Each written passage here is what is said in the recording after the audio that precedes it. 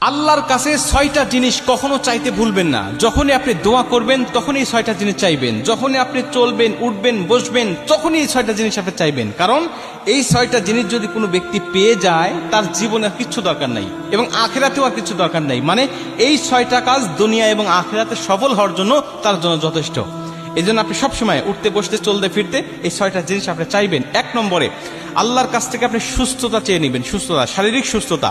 শারীরিক সুস্থতা যে কত বড় নিয়ামত, এটা মানুষ অসুস্থ না হলে বোঝে না। মুসা আলাইহিস সালাম একবার আল্লাহকে জিজ্ঞাসা করেছিলেন, আল্লাহ, আমি যদি আল্লাহ হতাম আর তুমি যদি মুসা হতে, কি চাইতে বলো? আল্লাহ বলে, মুসা, এটা কখনো সম্ভব নয়। বললেন, আল্লাহ, সম্ভব নয় আমিও জানি, কিন্তু বলো কি চাইতে তুমি? আল্লাহ বলছে, আমি তখন তোমার কাছে চাইতাম শারীরিক সুস্থতা। মুসা আলাইহিস সালাম বলছে, আল্লাহ, আমি তাহলে তোমার কাছে শারীরিক সুস্থতা চাই, কারণ কি চাইতে হয়, কি উত্তম চাওয়া, এটা আমি জানতাম না। এখন তোমার কাছ থেকে আমি কায়দা করে শিখে নিলাম। আল্লাহ, তুমি আমাকে শারীরিক সুস্থতা দান করো, এটা আল্লাহর কাছ থেকে চেয়ে নিতে হয়। আপনি চাইবেন আল্লাহর কাছে শারীরিক সুস্থতা। ২ নম্বরে হালাল রিজিক আপনি চেয়ে নেবেন। হালাল রিজিক মানুষের জীবনের জন্য কত বড় উপকারী। নবীজি বলছে, যারা হালাল রিজিক থাকে তার ইবাদত আল্লাহর দরবারে কবুল হয়, কিন্তু যার হারাম রিজিক বা হারাম ইনকাম যার মধ্যে আছে, হারাম মাল যারা ভক্ষণ করে, এদের কোনো ইবাদত আল্লাহর দরবারে কবুল হয় না। আর হালাল রিজিক দুনিয়াতেও মানুষকে সুখময়, শান্তিময় জীবন দেয় এবং পরকালেও আল্লাহ পাকের জান্নাত সে পেয়ে যায়। এজন্য হালাল রিজিক ইনকাম করার চেষ্টা করতে হবে এবং আল্লাহর কাছ থেকে চেয়ে নিতে হবে। এটা হলো ২ নম্বর। ৩ নম্বরে একটা নিরাপদ বাসস্থান আল্লাহর কাছ থেকে চেয়ে নিবে। নিরাপদ বাসস্থান কেন বলছি? এটা আল্লাহ পাকের পক্ষ থেকে একটা নিয়ামত। কারণ যেই ঘরে মানুষেরা দিন পালন করতে পারে না, ভালো পর্দার ব্যবস্থা নাই, মেয়েদের পর্দার কোনো ব্যবস্থা থাকে না, নামাজের কোনো ব্যবস্থা থাকে না, যেই ঘরটা চতুর্দিকে খোলামেলা বা কোনো রকম ইসলামের গণ্ডির মধ্যে পড়ে না, এই বাসস্থান নিরাপদ নয় বা এই বাসস্থান আল্লাহ পাকের পক্ষ থেকে কল্যাণকর নয়। এই জন্য কল্যাণকর বাসস্থান আল্লাহর কাছ থেকে চেয়ে নিতে হয় যে, আল্লাহ, তুমি আমাকে নিরাপদ বাসস্থান দাও।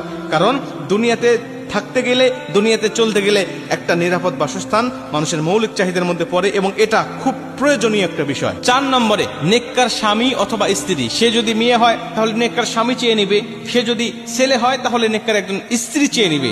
কারণ নেককার স্বামী স্ত্রী যার কপালে পড়ে, যার থাকে, তার দুনিয়াটাও জান্নাতি সুখ মনে হয় এবং কিয়ামতের ময়দানেও সে জান্নাতে যাওয়ার জন্য তার জন্য সহজ হয়ে যায়। কারণ নেককার স্ত্রী সর্বসময় স্বামীকে দিনের পথে চলতে সাহায্য করে। নেককার স্বামী তার স্ত্রীকে দিনের পথে চলতে সাহায্য করে। আর বদকার স্বামী স্ত্রী তারা নিজেরাও বদকার, নিজেরাও জাহান্নামের পথে হাঁটে এবং তার জীবন সঙ্গীকেও জাহান্নামের পথেই সর্বসময় ধাবিত করে। এজন্য নেককার স্বামী স্ত্রী চেয়ে নিবেন। এটা আল্লাহ পাকের পক্ষ থেকে বিশাল একটা নিয়ামত। যার নেককার স্বামী স্ত্রী আছে তার দুনিয়াটাই জান্নাতি সুখ এবং শান্তিময় হয়ে যায়। এটা হলো ৪ নম্বর।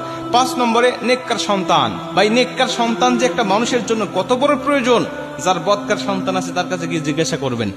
নেককার সন্তান দুনিয়ার জমিনে বাবা মার মুখ উজ্জ্বল করে এবং কিয়ামতের ময়দানে নেককার সন্তান বাবা মাকে নিয়ে জান্নাতে চলে যায়। আর বদকার সন্তান বাবা মার মান সম্মানটাকে একেবারে ধূলিসাৎ করে দেয় এবং কিয়ামতের ময়দানে আল্লাহ পাক যখন এই সন্তানকে জাহান্নামী বলে আখ্যা দিবেন, ঘোষণা দিবেন, তখন ওই সন্তান বলবে, আল্লাহ, আমার বাবা মাকে নিয়ে আসেন, আমি তাদের মুখের উপরে পা দিয়ে জাহান্নামে যাব। কেন? কারণ তারা আমাকে দিনের পথে পরিচালিত করে নাই, নামাজ, রোজা, হজ, যাকাত শিক্ষা দেয় নাই, আমাকে ইসলামের পথে পরিচালিত করে নাই, বিধায় আমি তাদের মুখের উপরে পা দিয়ে জাহান্নামে চলে যাব। এই জন্য বদকার সন্তান দুনিয়া আখিরাত দুটাই নষ্ট করে দিবে আপনার, আর নেককার সন্তান দুনিয়া আখিরাত দুইটাই গঠন করে দিবে। এই জন্য নেককার সন্তান চাইবেন কিভাবে? আল্লাহ নবী ইব্রাহিম আলাইহিস সালাতু ওয়াস সালাম যেভাবে চেয়েছিলেন, রব্বি হাবলি মিনাস সালিহিন, রব্বি হাবলি মিনাস সালিহিন বলে বলে আল্লাহর কাছে দোয়া করবেন। এটা হলো ৫ নম্বর। এবং ৬ নম্বর হলো আল্লাহর কাছ থেকে আপনি ঈমানের সাথে মৃত্যুটা চেয়ে নেবেন। কারণ যার ঈমানের সাথে মৃত্যু হয় তার আর কিচ্ছু প্রয়োজন নাই, তার জীবনটা সফল, তার আখিরাতটা সফল। কারণ আল্লাহ মানুষের সর্বসময় শেষ অবস্থার উপরে বিবেচনা করে তাকে জান্নাতি অথবা জাহান্নামী ঘোষণা দিবেন। আপনি সারা জীবন ভালো কাজ করেছেন, কিন্তু মৃত্যুর সময় আপনি বেঈমান হয়ে মারা গেছেন, আপনার ওই